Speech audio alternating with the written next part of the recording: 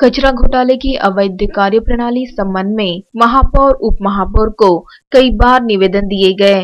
फलक व notice board तथा पॉम्पलेट के माध्यम से उनकी कार्यप्रणाली का निदर्शन किया गया, परंतु महानगर पालिका की ओर से किसी भी प्रकार का कोई जवाब न होने पर भारतीय जनता पार्टी के महानगर पालिका चंद्रपुर के महापौर व उप महापौर के भ्रष्टाचार व कचरा घोटाले के निषेध में चंद्रपुर जिला शहर कांग्रेस कमेटी के अध्यक्ष श्री नंदू संभाजी नागरकर व पदाधिकारी तथा नगर सेवकों ने 15 मार्च को गांधी चौक में महानगर पालिका के सामने उपोषण कर मुंडन किया।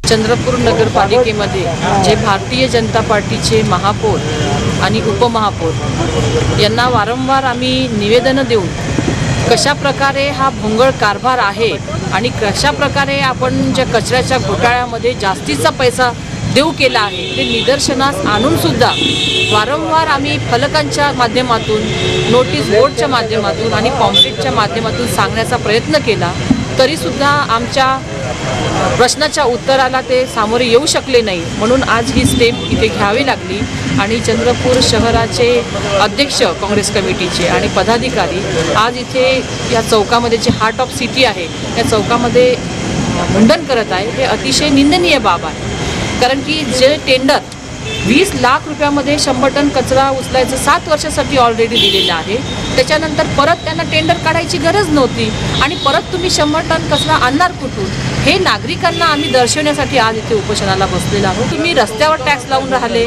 स्वच्छता कर म्हणून टॅक्स लावलेला आहे जो इन्क्लूड केलेला आहे, नागरिकांच्या टॅक्समधून घेऊन आलेले आहे। त्याच्या व्यतिरिक्त ज्यांच्याकडे बोरिंग आहे, विहिरी आहे त्याच्यावर सुद्धा टॅक्स लावते आहे। ठीक आहे ना, तुम्ही टॅक्स लावा, पण सुरुवात करताना छोट्या ह्याच्यातून सुरुवात करा। एकदम तुम्ही 5-5% टॅक्स लावणार म्हणजे आज जो टॅक्स 100 रुपये होता प्रत्येक नागरिकांना 400 रुपये होणार आहे, म्हणजे चौपटीने त्या टॅक्समध्ये वाढ होणार आहे।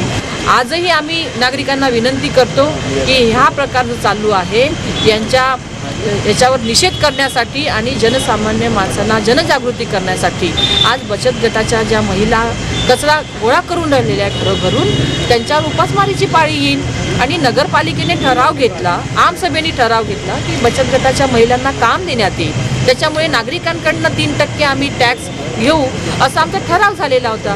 परत आम्ही भारतीय जनता पार्टीचा आणि त्यांच्या सर्व कॉर्पोरेशनमध्ये जे समर्पित पदाधिकारी आहे त्यांचा इथे निषेध व्यक्त करतो। या 2 दिवसानंतर सुद्धा जर हे प्रशासन जागं होत नसेल तर त्याच्यानंतर काय स्टेप घेऊ हे आम्ही परत जाहीर करू।